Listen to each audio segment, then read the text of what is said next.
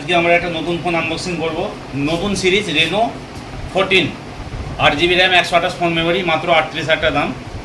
আমাদের এই ভাই আজকে পারচেস করলো। তার কাছে নিয়ে খুব ভালো লাগলো। দাদা এই আমাদের ফিডব্যাকটা কাটতে